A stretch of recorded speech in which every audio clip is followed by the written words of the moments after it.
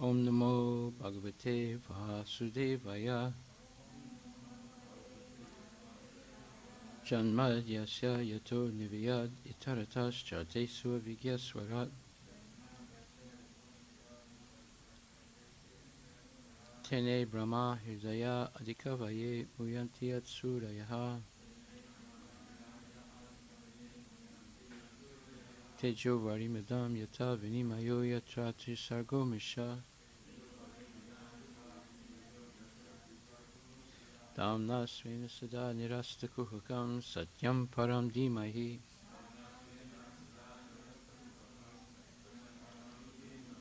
O my Lord, Shri Krishna, son of Vasudeva,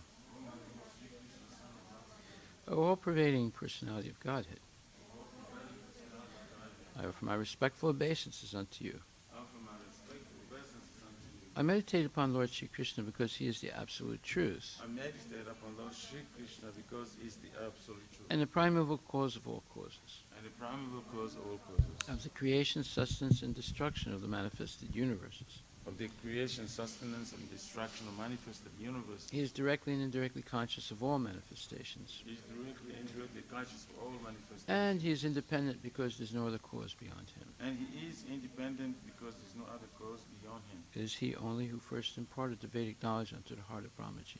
It is he only who first imparted the Vedic knowledge unto the heart of Brahmaji. The original living being. The original living being. By him, even the great sages and demigods are placed into illusion. By him, even the great sages and demigods are placed into illusion. As one is bewildered by the illusory representations As one is bewildered by the illusory representations of water seen in fire or land seen on water. of water seen in fire, land seen in water. Only because of him do the material universes, Only because of him do the material universe temporarily manifested by the reactions of the three modes of nature, temporarily manifested by the reaction of the three modes of nature, appear factual although they are unreal. appear factual, although they are I therefore meditate upon him, Lord Shri Krishna, I therefore meditate upon him, Lord Shri who Krishna, is eternally existent in the transcendental abode, which eternally exists in the transcendental world, which is forever free from the illusory representations of the material world. which is forever free from the illusory representation of the material world. I meditate upon him, for he is the absolute truth. I meditate upon him, for he is the absolute truth. Dharma projita kaitravutra Dharma pujita kaitavutra, paramo nirmatsaranam satam paramo nirmasaranam satam, vedyam vastavam atra vastu vedyam vastavam astra vastu, shivadam tapa trayon mulanam Shivadam taputrayo mulanam, Srimad Bhagavate Mahamuni Krite Srimad Bhagavate Mahamuni Kim va purir ishvaraha Kimva Kadevishwaraha, Sadyo hridi avarudyate tra Sadyorudya Varidya Kriti bihi sususubhistakshana. Completely rejecting all religious activities which are materially motivated. Completely rejecting all religious activities of material motivation. This Bhagavata Purana propounds the highest truth, This Bhagavad Puran propounds the highest truth, which is understandable by those devotees who are fully pure in heart. which is understandable by those devotees fully pure in heart. The highest truth is reality distinguished from the illusion for the welfare of all. The highest truth, the reality distinguished from illusion for the welfare of all. Such truth uproots the threefold miseries. Such truth uproots the threefold miseries. This beautiful Bhagavatam, compiled by the great sage Vyasadeva in its maturity, This beautiful Bhagavatam compiled by the great sage Vyasadeva in its maturity, is sufficient in itself for God realization. is sufficient itself for God realization. What is the need of any other scripture? What is the need of the other scripture? As soon as one attentively and submissively hears the message of Bhagavatam, As soon as one attentively submissively hears the message of Bhagavatam, by this culture of knowledge, by this culture of the knowledge, Supreme Lord is established within his heart. the Supreme Lord is established within his heart. Nigama kalpataror galitam phalam, Nigama kalpataror galitam phalam, sukhamukad amrita dravya samyutam, sukhamukad amrita samyutam, pibata bhagavatam rasam alayam, Devata Bhagavatam Rasamanam, muhur aho rasika bhuvi bhavukaha. Mura Horasika Bhuvi Bhavaka. O expert and thoughtful men, relish Srimad Bhagavatam. O expert and thoughtful men, relish Srimad Bhagavatam. The mature fruit of the desired tree of Vedic literatures. The mature fruit, the desired fruit of Vedic literatures. It emanated from the lips of Sri Sukadeva Goswami. It emanated from the lips of Sri Sukadeva Goswami. Therefore, this fruit has become even more tasteful. Therefore, this food has become even more tasteful. Although its nectarian juice was already relishable for all, Although the nectarian juice was already relishable for all, including liberated souls. including liberated souls. Shinvatam Swakata Krishna, Shravadam Swakata Krishna, Punya Shravana Kirtana, Punya Shravana Kirtana, Hridyantakstohi Abhadrani, Vidyantastohya Bhadrani, Vidunoti Srihitsatam. Vidunoti Suritsatam. To hear about Krishna from Vedic literatures, To hear about Krishna from Vedic literature, or to hear from him directly through the Bhagavad-Gita, or to hear from him directly through the Bhagavad-Gita, is itself righteous activity. it is self-righteous activity. And for one who hears about Krishna, And for one who hears about Krishna, Lord Krishna, who is dwelling within everyone's heart, Lord Krishna, who is dwelling within everyone's heart, acts as a best wishing friend, acts as the best wishing friend, and purifies the devotee who constantly engages in hearing of him. and purifies the body who is constantly engaged in hearing of him. Nastaprayesu abhadresu Nasta Praishra Bhadrishu, nityam bhagavata sevaya Nityam Bhagavata Sevaya, bhagavati uttamasloke Bhagavati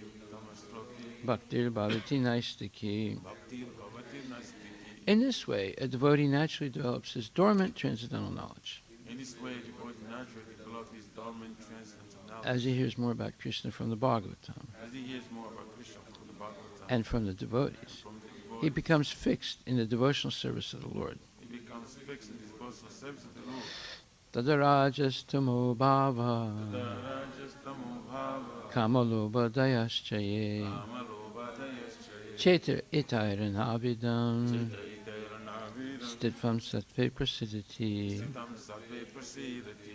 By development of devotional service, By the development of devotional service, one becomes freed from the modes of passion and ignorance, one becomes freed from the modes of passion, and thus material lust and avarice are diminished. and thus material lust and avarice are diminished. Evam prasana manaso Evam prasannana manas, bhagavat bhakti yogataha Bhagavad Bhakti Yogata, bhagavat tattva vijnanam Bhagavad Tattva Vijnana, mukta sangasya jayate. Mukta Sangasya Jayate. When these impurities are wiped away, These impurities are wiped away, the candidate remains steady in his position of pure goodness, and they remain steady in his position of pure good, becomes enlivened by devotional service, becomes enlivened by devotional service, and understands the science of God perfectly. and understands the science of God perfectly. Vidyate hridaya grantis, Vidyate Hridaya Grantis, chidyante sarvasamsaya, Chidyante Sarva Samshaya, siyante chasya karmani, Chidyante Chasya Karmani, drista evatmanishwari. Krista Evadmaneshwari. Thus, bhakti yoga severs the hard knot of material affection Thus the Bhakti Yoga serves the hard knot of material affection, and enables one to come at once to the stage of a samsayam samagram, and enables us to come at once to the stage of assumption samangram, understanding of the supreme, absolute truth, personality of Godhead. understanding the supreme absolute truth, personality of Godhead. Therefore, only by hearing from Krishna or from his devotees Therefore, only by hearing from Krishna or from his devotees in Krishna consciousness in Krishna consciousness can one understand the science of Krishna. can one understand the science of Krishna. Srimad Bhagvatam, Canto 1, Chapter 18, verse number 32. Tasya putro tite jasvi Tasya putro tite jasri viharan palako rabhaktai viharam balako ripake rajna gam prapitam tatam rajakam prapitam tatam shrutva tatre tam abravit. srutva tatridam abrave. Translation by Sheila Prabhupada. The sage had a son who was very powerful, being a Brahmana's son. While he was playing with inexperienced boys, he heard of his father's distress, which was occasioned by the king. Then and there the boy spoke as follows. Purport by Srila Prabhupada. Due to Maharaj Parikshit's good government, even a boy of tender age who was playing with other inexperienced boys could become as powerful as a qualified Brahmana. This boy was known as Shringi, and he achieved good training in brahmacharya by his father. so that he could be as powerful as a Brahmana, even at that age. But because of the age of Kali, because the age of Kali was seeking an opportunity to spoil the cultural heritage of the four orders of life, meaning Brahmana, Kshatriya, Vaishya, Sudra, the inexperienced boy gave a chance for the age of Kali to enter into the field of Vedic culture.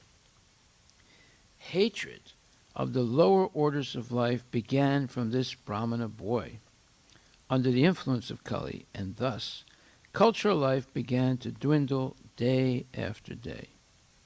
The first victim of Brahminical injustice was Maharaj Parikshit, and thus the protection given by the king against the onslaught of Kali was slackened. Sheila Prabhupada ki jai. So this is extremely important. This is why we read Srimad Bhagvatam, because we can understand origins of good and bad. And this is the beginning of the Kali Yuga, and this is the first instance of disdain and even hatred for lower class people. Was Maharaj Parikshit a lower class person? No. He was top flight person, as we've been reading. But those who have a false understanding of the caste system consider a pure devotee like Maharaj Parikshit to be low class because he's born in a lower caste than the Brahmanas. So this was the beginning of the catastrophic false caste system and the prejudice, the hatred and prejudice that evolved as Kali Yuga progressed. Even up to today, it's still there. Even up to today. In the previous purport, there's some interesting points that we should go over again. And that is, sometimes Krishna will place his devotees in what seems to be misunderstanding of Krishna consciousness. But actually, they don't misunderstand anything. They're pure devotees. But they are, in a sense, acting as if they are in illusion. But it's not possible for them to be an illusion. It's just like an actor sometimes. A person who is a low-class person, but they act in a play on Broadway or in India to be, Lord Ram. Although they themselves, in their personal life, are very low-class people, right? There are examples like that. I don't know. You know the names of some of those people? They usually become politicians also. His name itself is Nandamuri Taraka Ramara. He's a short form NTR. Okay. He was a politician and he was the chief minister of Andhra Pradesh. He used to be an actor and grew up pretty much acting all the Rama and Krishna roles. Just repeat that here. I'm sorry. I should have told you in the beginning. So we're talking about people who are really low class, but they become actors and play the role of Lord Ramachandra. Yes, Guruman. So this is NTR. He was known like Nandamuri Taraka Ramarao. Pretty much all Nandamuri Muri Taraka Ramarao. Ramarao. Okay, Yeah. go ahead. So he acted pretty much all the movies that depict all episodes of Mahabharata, Ramayana. So he was always either in the role of Krishna or Rama, or even sometimes in some other movies he was acting multiple roles. So he would act both as, for example, Duryodhana as well as Krishna. He never became Radharani, I hope. No. But I think towards the end of his life, he became chief minister because of his popularity in the movies. Right. But I think his end was obviously disappointing in terms of how he fell down. He fell down? Yeah, I mean, I think, he ended up marrying another lady who was already married, and So he got a new gopi. Yes, this is what's happening in Kali Yuga. Low-class people are acting as if they're Krishna or Rama. Okay, so here it says, by placing Arjuna and the Pandavas in frustration due to the intrigue of their cousin brothers, the prelude of the Battle of Kurukshetra was created by the Lord. Prelude means the initial events that led to the speaking of Bhagavad-Gita took place. The prelude of the Battle of Kurukshetra was created by the Lord. This was to incarnate the sound representative of the Lord, Bhagavad-Gita. So when it refers to a sound representative of the Lord, it implies that Bhagavad-Gita is a person. In fact, all the Vedas, all the Upanishads are persons. They're not impersonal. And if you ever get to Vaikuntha, you'll see them. You'll see the walking and talking Ishopanishad. You see, everything is ultimately personal in the spiritual and material world. So by this was to incarnate the sound representative of the Lord. So the sound representative of the Lord means Bhagavad Gita is a personification of the Lord. Right? Being distressed by hunger and thirst was only a show, because the king endured much. Even in the womb of his mother, he was never disturbed by the glaring heat of the Brahmastra released by Aswatthama. The king's distressed condition was certainly unprecedented. The devotees, like Maharaj Pariksit, are powerful enough to forbear such distresses. By the will of the Lord, they are never disturbed. The situation in this case was therefore all planned by the Lord. So that's a very significant statement. This whole situation was planned by the Lord. Maharaj Pariksit, who was able to withstand all kinds of suffering and disturbance, but he acted as if he didn't. He put on a show. So even Arjuna, he put on a show. And Maharaj Pariksit put on a show. But yet the show is so convincing that we actually think they're an illusion. That's why we have to hear these explanations by the acharyas. Okay, so today's verse says, due to Maharaj Pariksit's good government, even a boy of tender age who was playing with other inexperienced boys could become as powerful as a qualified brahmana. So this shows that when there's good government, and what does a good government do? They uphold and protect the principles of religion or spirituality. And what are those principles? Honesty, cleanliness, and austerity, and mercy.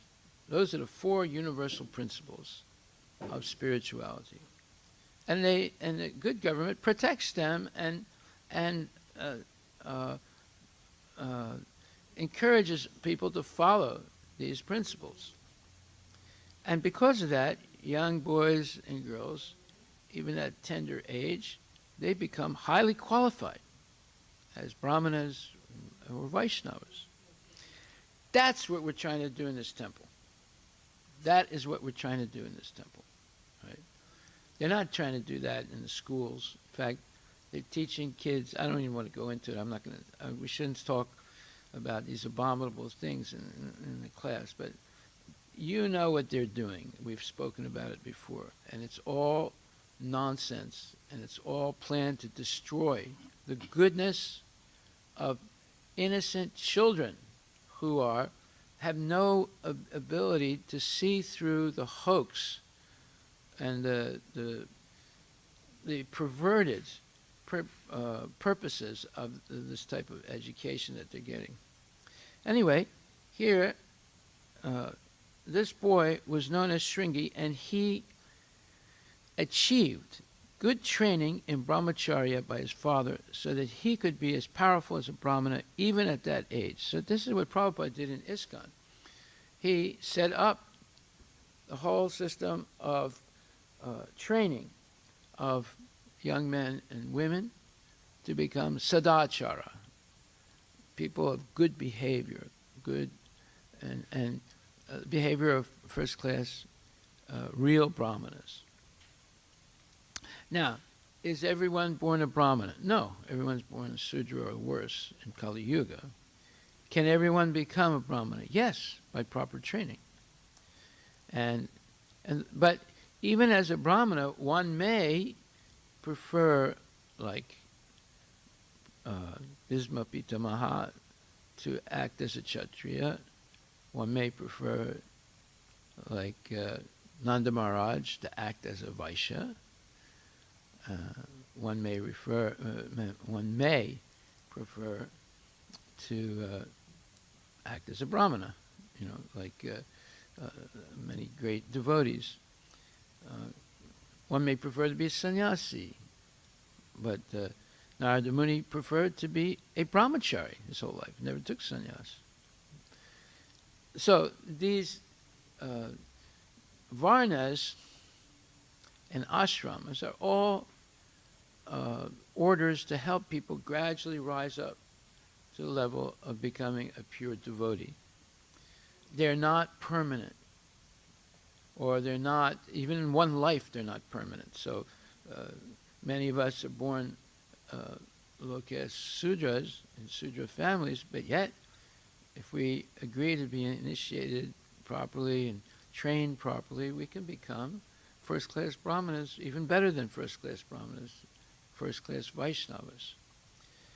Okay, so, but because the age of Kali was seeking an opportunity to spoil the cultural heritage of the four orders of life. Now see, when Prabhupada says, why does he say cultural heritage rather than religious heritage?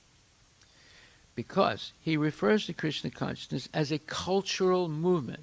What does that mean? What's the difference between a cultural movement and a religious movement? Well, culture means how you do things.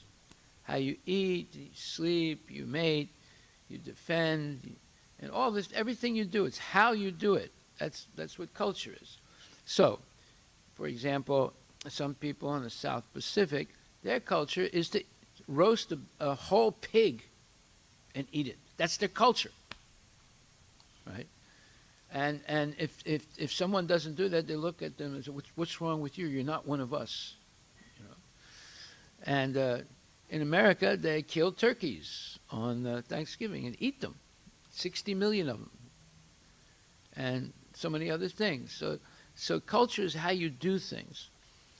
So the Varnashram system is teaching people how to do things for gradual elevation to the position of Brahmana, and then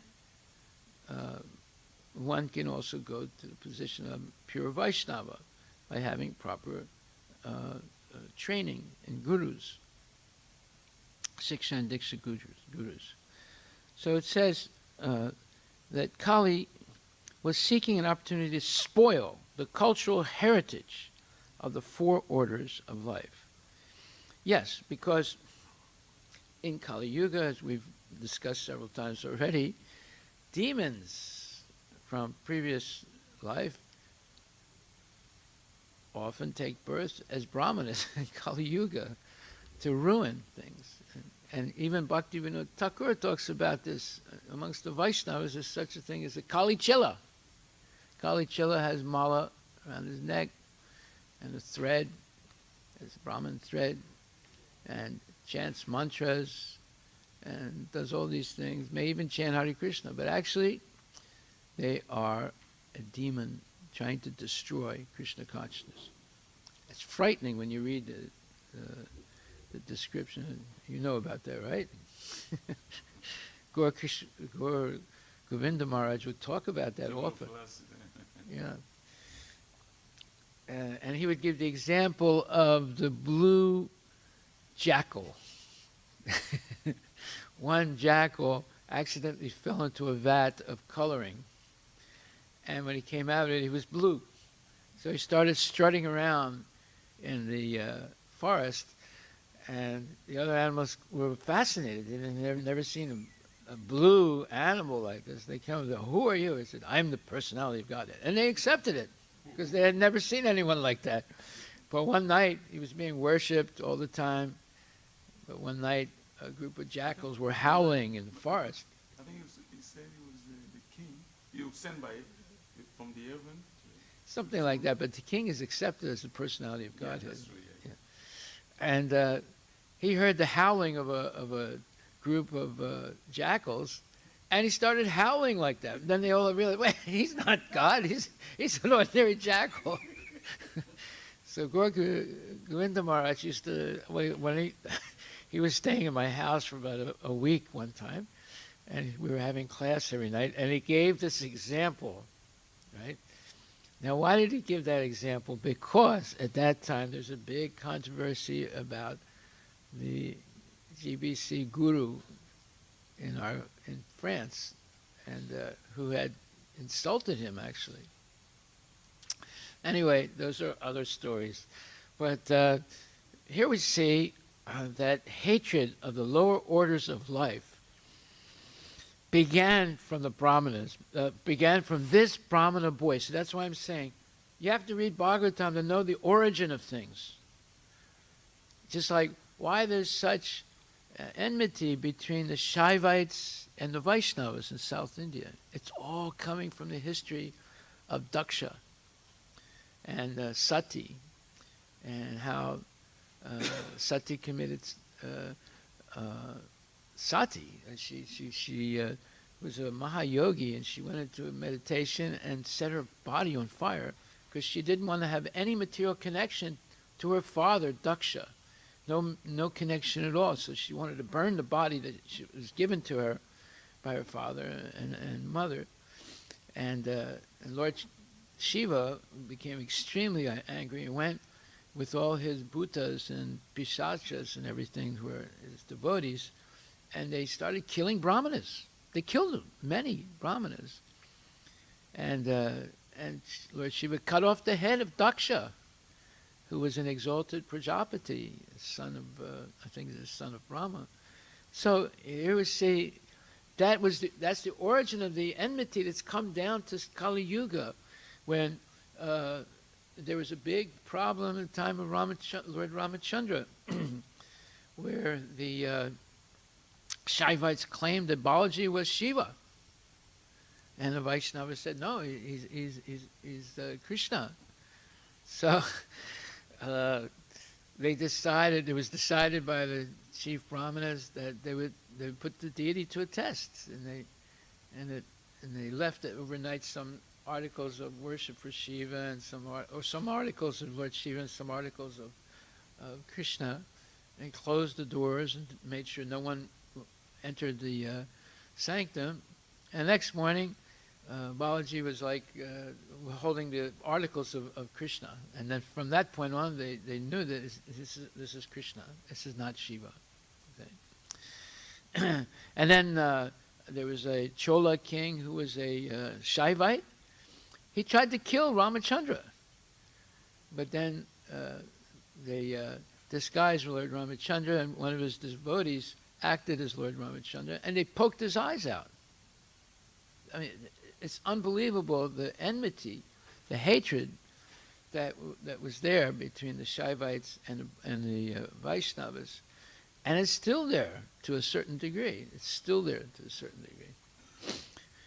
Okay, so hatred of the lower orders of life began from this Brahmana boy under the influence of Kali, and thus cultural life began to dwindle day after day.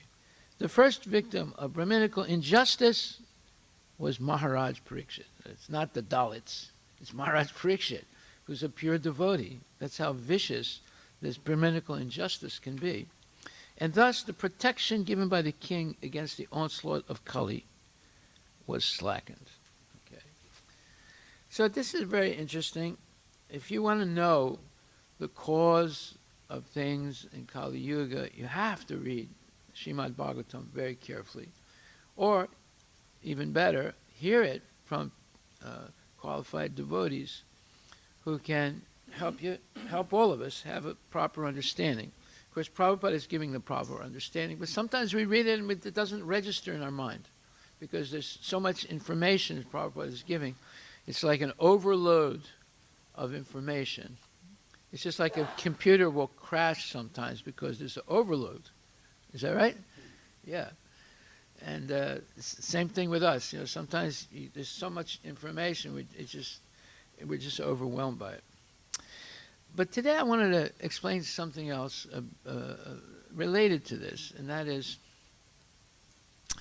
the relationship between the Shiva Vaishnavas, the real relationship, not the fake relationship, the real relationship between the Shiva Vaishnavas and the Alvars and the Gaudiya Vaishnavas and Madhva Vaishnavas, etc.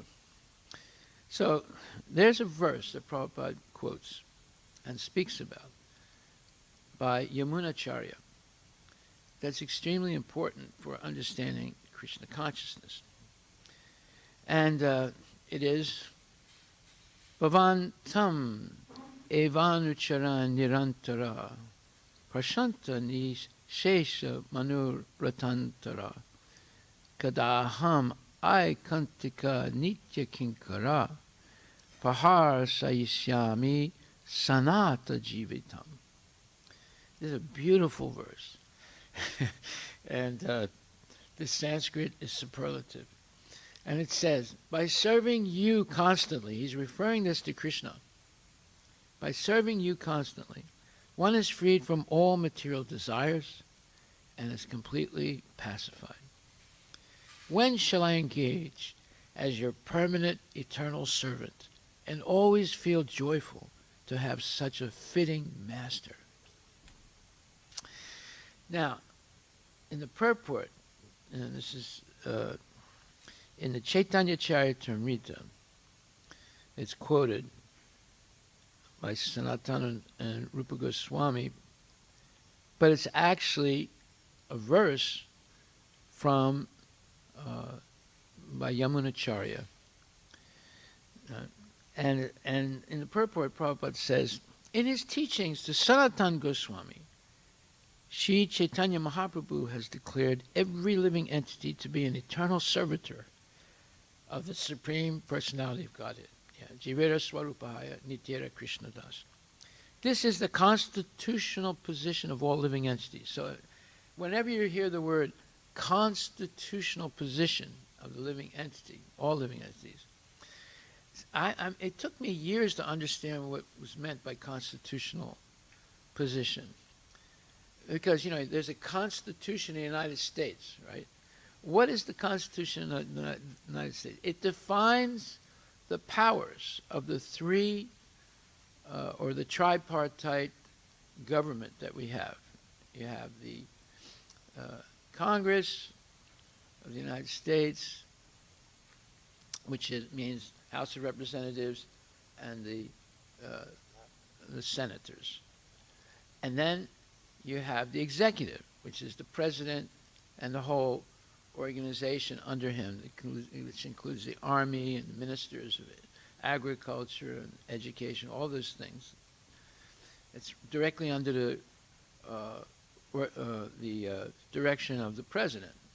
And then the Congress, they make budgets for the government. So the executive depends on the House of Representatives and the Senate for their budget, for their money. So that all these things are interconnected and connected, and they are what you call checks and balances of the United States government, so that there cannot be a king who has absolute power, right? Because they revolted against the King of England because he had absolute power. So they created a type of government, it's called tripartite. It has three sections to it. And the third section is the judicial section, the Supreme Court and all the different federal judges, and there's a whole different hierarchy of them. Okay, so this, so the Constitution of the United States defines what powers each section of the 3 sections have, and anything not mentioned means they don't have that power. So the executive has certain powers, but not all. The Congress has certain powers, but not all. And the judicial section has certain powers, but not all powers, right? So there's checks and balances. Well, when we say constitutional position of the living entity, that means that the powers of the living entity are defined, and the limitations of the living entity are defined. That's what it means by constitutional position. And it means even more than that, more than what I explained about the government. It means that this is the eternal position of the living entity. So here it says, in his teachings to Sanatana Goswami, Sri Chaitanya Mahaprabhu has declared every living entity to be an eternal servitor of the Supreme Personality Godhead. This is the constitutional position of all living entities. Just as a dog or a servant is very much satisfied to get a competent, perfect master, or as a child is completely satisfied to possess a competent father, so the living entity is satisfied by completely engaging in the service of the Supreme Lord. He thereby knows that he has a competent master to save him from all kinds of danger. In other words, if we become the servant of the servant of the servant of Krishna, the Supreme Personality of Godhead, then we're confident that we have a competent master. Just like a dog is competent when he has a good master, or a child is satisfied when they have good mother and father, because they're being protected and provided. Everything they need is provided for them. He thereby knows that he has a competent master to save him from all kinds of danger. Unless the living entity comes to the guaranteed protection of the Supreme Lord, he or she is full of anxiety. So now we know why people feel anxiety. When they're not under the protection of the Supreme Personality of Godhead, or Krishna, who is the most competent protector. Unless the living entity comes to the guaranteed protection of the Supreme Lord, he is in full anxiety. This life of anxiety is called material existence. You want to know what material existence is? It's anxiety. And everybody in the material world is experiencing anxiety, from the President of the United States down to the dope dealer on the street. They all have anxiety, right? And maybe the higher people have more anxiety, but it's all the same. It's all anxiety. That's what material life is, or material existence. To be completely satisfied and devoid of anxiety, one must come to the position of eternally rendering service to the Supreme Lord.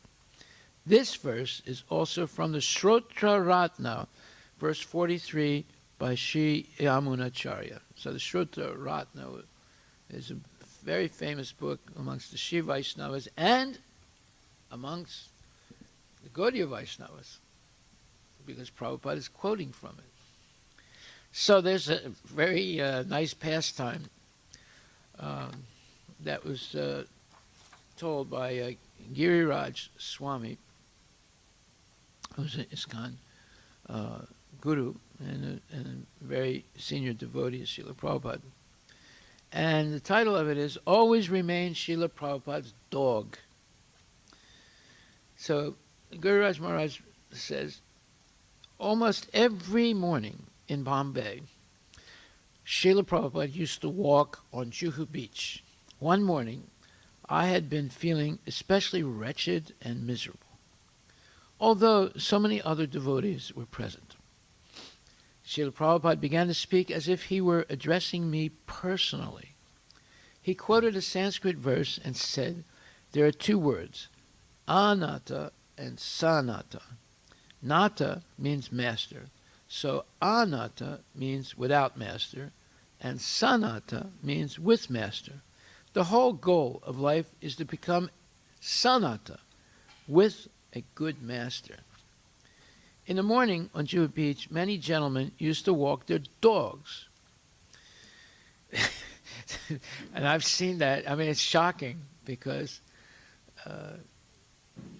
dogs are never allowed, used to never be allowed in the house.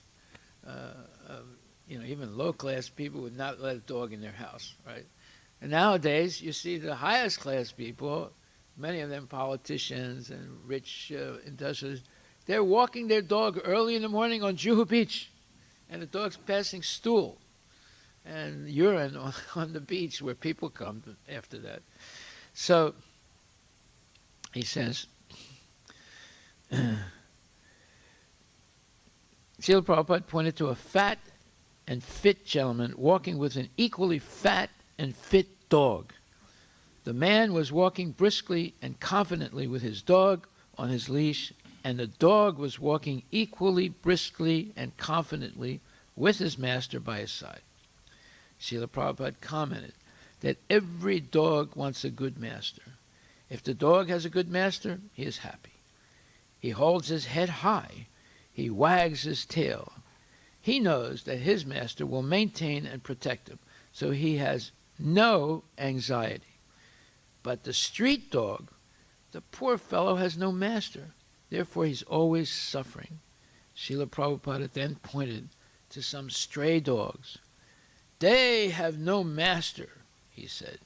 They do not know where they will sleep, how they will get food. Other dogs bark at them. Children throw stones at them. They are always in anxiety. Srila Prabhupada stopped walking. He planted his cane firmly in the sand of Juhu Beach. Although I stood behind many of the devotees who moved close around him, with his eyes laden with love and compassion, he looked in my eyes. And he said, so we should be sanata, protected, and not anata, orphan. We should have our master and be exclusively devoted to him. Then we will feel confident in his protection and always be happy. Quoting the verse again, Srila Prabhupada explained, each Sanskrit word, Manorata, the chariot of the mind, mental concoction, is driving us here, there, and there. We have no peace, but when we have our perfect master to serve, we become peaceful, prashanta, and jubilant that I have got my master. I have no cares and anxiety. This is the ideal of life, to become sanata jivitam, living with hope that I have got my master who will give me protection. I knew, now Giriraj Swami says, I knew that Srila Prabhupada was speaking directly to me, addressing my present need in Krishna consciousness, without my even asking or saying anything.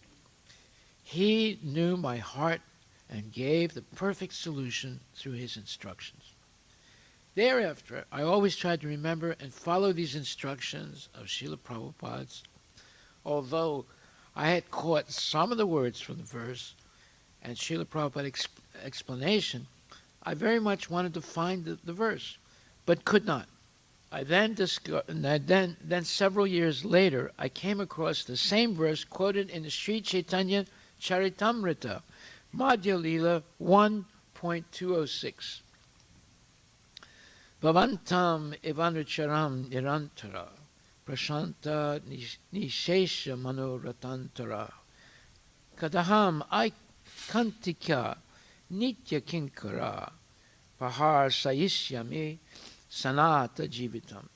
By serving you constantly, one is freed from all material desires and is completely pacified.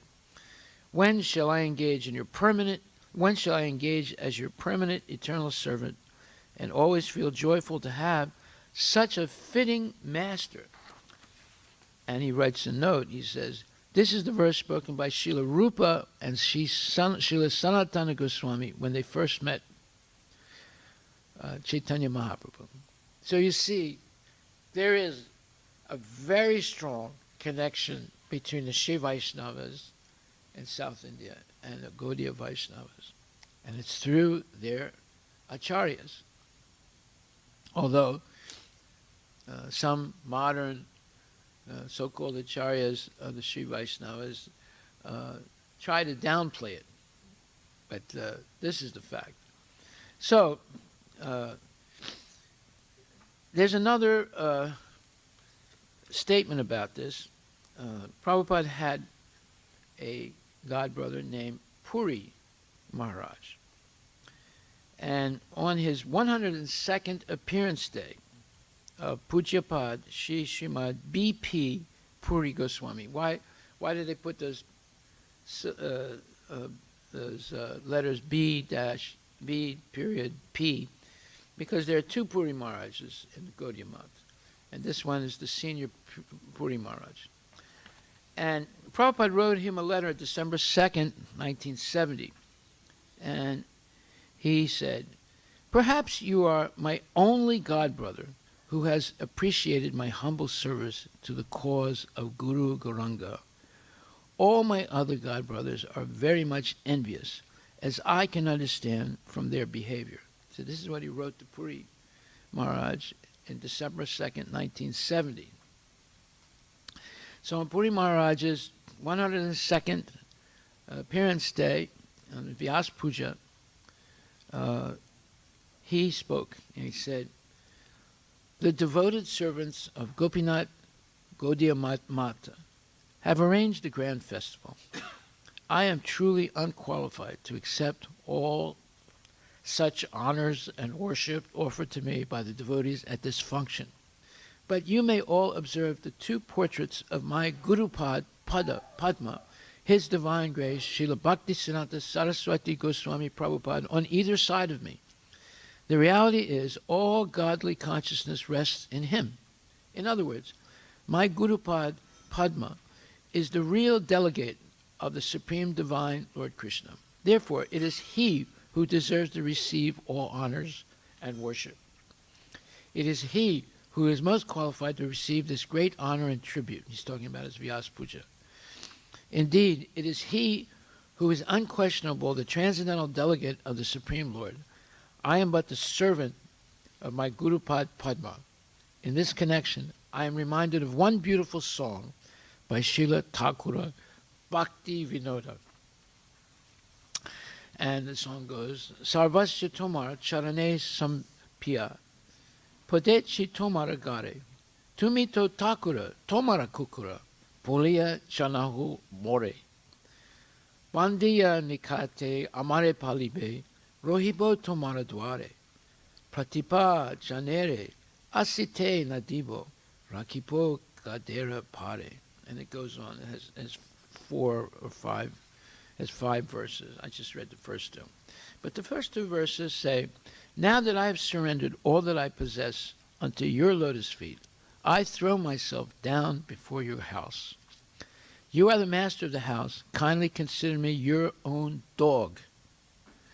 Chaining me nearby, you will maintain me, and I shall lie at your doorstep. I will not allow your enemies to enter, but will keep them outside the bounds of the surrounding moat." A moat is a body of water that surrounds a palace.